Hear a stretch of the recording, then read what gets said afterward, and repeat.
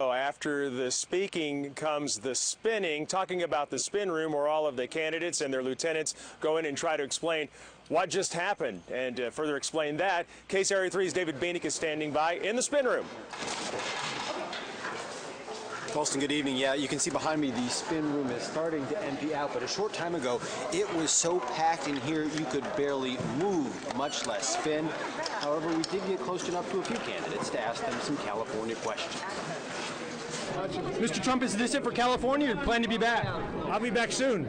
You'll campaign in California? Go out to Palos Verdes, the greatest golf course in California. But any campaigning here, could you be competitive? You know what it's called? It's called Trump National. Well, how do we bring in the crops here in California if we crack down on immigration and send all those people home? We need an immigration system that responds to the needs of America. I represent Texas. It's got a 1,200-mile border with Mexico.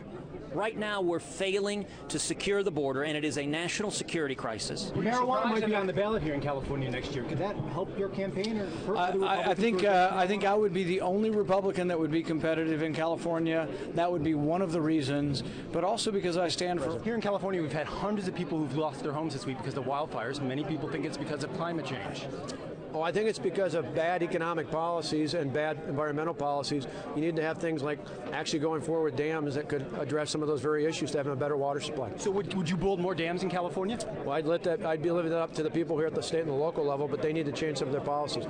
The issue of measles and vaccinations, it's going to be on the ballot in California probably. Well, certainly it's good to get the opinion of the people. But I think what you need to do before you do that is expose them to a series of public debates so that they can hear both sides of the issue so that they can make intelligent decisions. I want to talk about the military tonight. Would you reopen some of the closed California military bases? No, I don't. I mean, I'm not going to answer a question like that if it's needed for national security.